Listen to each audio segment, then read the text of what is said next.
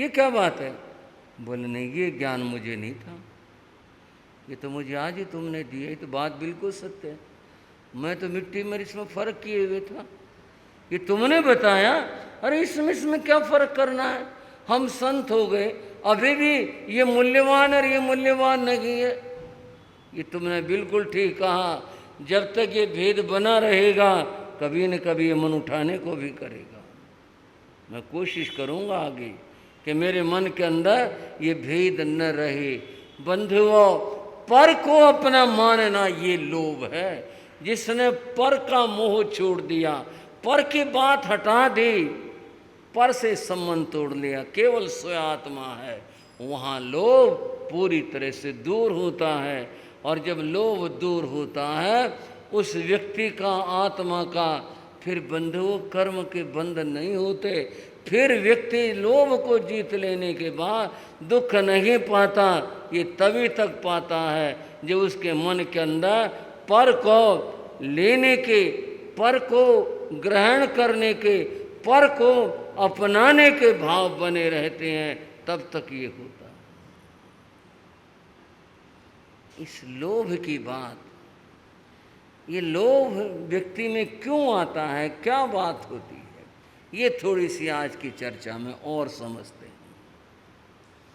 बंधुओं, पृथ्वी पर ध्यान देंगे, धरती के ऊपर कहीं पर धरती समतल होती है, बिल्कुल समान बराबर होती है, कहीं ऊंची नीची होती है, और कहीं गड्ढा भी होता है। गड्ढा खोद भी दिया जाता है, कोई आदमी अपनी ज़रूरत में कुछ बनाना हो वहाँ पर तो गड्ढा खोद देते हैं। कहीं प्राकृतिक भी हो जाता है, किसी वजह से मिट्टी कट गई होगी, गड्ढा बन गया। एक समतल है और एक गड्ढा है, दो स्थितियां हैं पृथ्वी की, समतल और एक गड्ढा। जो समतल है उस स्थान को और मिट्टी की ज़रूरत नहीं होती। कोई समतल में मिट्टी भरता है, कोई डालता है, कुछ नहीं है, वो समतल।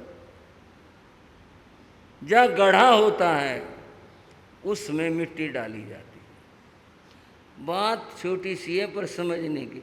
जहाँ गड्ढा होता है उसमें क्या की जाती है, मिट्टी डाली जाती है। गड्ढा, इसका अर्थ है मिट्टी का अभाव।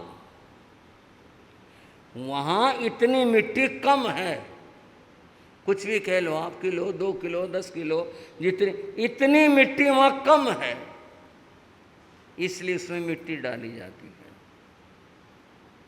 फिर कहता हूँ, इस बात को दोहरा कर आप कहोगे क्या बात हुई, 2-3 बार बात के, जहाँ गड्ढा है वहाँ उतनी मिट्टी कम है, उसको भरने के लिए और मिट्टी डाली जाती है। समतल पर मिट्टी नहीं डाली जाती। जिसके जीवन में, जिसके अंतर में कम है, कमी है, वह लोभी होता है। वो चाहता है और डालो, और लाओ, और भरो, वहाँ कमी है। और जो पूर्ण हो गया वो समतल है, उसको ज़रूरत नहीं होती। क्या करना है, क्यों, किस लिए? जो भरा हुआ है वो समतल है, उसे ज़रूरत नहीं है। जो खाली है, जिसमें कमी है, वही चाहता है। अब देखना है हम कितने खाली हैं, हमें कितना और चाहिए, कितनी इच्छाएं हैं। जितना चाहिए हमारे को, जितना ज़्यादा चाहिए उतनी हमारे अंदर कमी है। ये कमी मिटानी है, तब लोभ के विजेता बनेंगे। बड़ा अद्भुत अध्याय है यह आत्मदर्शन का, कि कैसे आत्मदर्शन होगा, पढ़ेंगे, स्वाध्याय करेंगे, जानेंगे आगे इस चर्चा को, कैसे किस तरह से मुक्ति मोक्ष प्राप्त होती है। आज की बात इतनी ही, और अब चर्चा करते हैं उन महापुरुषों की जिन्होंने जीता इस लोभ को, इन कषायों को, उनके गुणगान कुछ गाते हैं। मिलकर मेरे साथ बोलेंगे।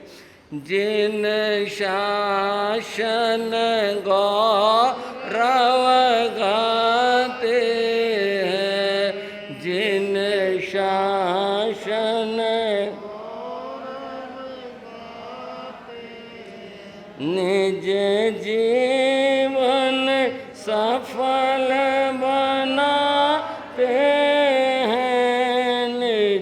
जीवन सफल बनाते हैं, जिन शासन गौरव गाते हैं, जिन शासन गौरव।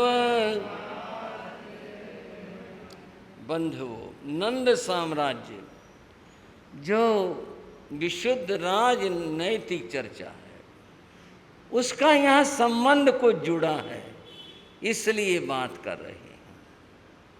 आपने सुना नंदराज के बारे में और सुना अपने शक्तार के बारे में। बंधुओं, उस जमाने के अंदर जो बड़े बड़े विद्वान थे, उन विद्वानों में से एक ऐसे विद्वान थे कि जो आशु कवि थे, तत्काल कविता रच सकते थे, बना सकते थे, ऐसी योग्यता जिनके अंदर थी। हमने पहले चर्चा की चाणक्य की,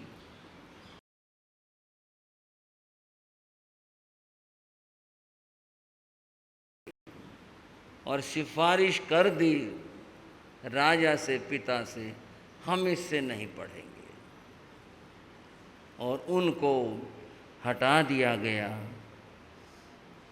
उनका अपमान हुआ, और इस अपमान के ऊपर चाणक्य ने, कहते हैं, अपनी चोटी को गांठ लगाई और कहा, जब तक इस नंद साम्राज्य का विनाश न कर दूं, मैं अपनी चोटी नहीं खोलूंगा।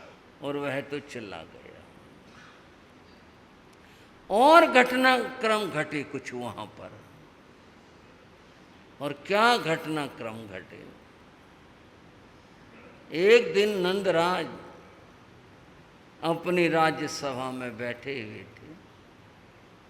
मंत्री के सिंहासन पर शक्तार बैठे थे और सब लोग बैठे थे। एक विद्वान आया, पहले पूछा, अनुमति मिल गई, जा सकते हो। अंदर गया। विद्वानों के लिए राज्यसभा में आसन लगे होते थे। संकेत किया, बैठिए। वो बैठा नहीं। उसने खड़े होकर के राजा की शोभा में श्लोक पढ़े, और वो तो पढ़ता ही गया, रुका ही नहीं। 108 श्लोक पढ़ डाले उसने। एक अच्छा खासा काव्य बन गया। और वो सारे श्लोक राजा की प्रशंसा में थे। एक सुना दे, 2 4 सुना दे आदमी, चलो भाई 10 हो गए, 11, 108 श्लोक, और वह पढ़ता ही चला गया। उसमें राजा की शोभा, प्रशंसा, न्याय, ये जितनी बातें हो सकती हैं वो सब उसने कही। जब उसका काव्य पूरा हुआ, राजा अत्यंत प्रसन्न हुआ, और प्रसन्न होकर उसने तत्काल कहा, इस विद्वद वर को 1 लाख मुद्राएं दी जाए। राजा का आदेश था। उसी समय मुद्राएं दे दी गई। बड़ा सम्मान किया, परिचय पूछा, बताया कि मैं बनारस से पढ़ करके आया हूँ, बहुत अच्छे, और बातें पूछी। इसके साथ उसको उसी दिन राज्यसभा में स्थान दे दिया गया। अब ऐसे विद्वान तो शोभा है राज्य की, राज्यसभा के, आपका ये स्थान है, आप यहाँ पर रहो और आप यहाँ सभा को संबोधित किया करो, आपके लिए ये स्थान है। ये हुआ। चलो, सबने कहा भाई विद्वान बहुत देखे, पर ये विद्वान तो सब इस तरह से सबने आश्चर्य किया। सभा समाप्त हो गई, लोग सब चले गए। शक्तार के मन में एक बात आई, राजा को उदार तो होना चाहिए। और विद्वानों का सम्मान भी करना चाहिए। ये तो अच्छी बात है, लेकिन हर चीज़ की सीमा होती है। अब उदारता इसका नाम तो नहीं है कि भी किसी बात में उदारता माँ के यूँ करे चल मैं राज्य तुझे देता हूँ, ये तो कोई बात हुई नहीं।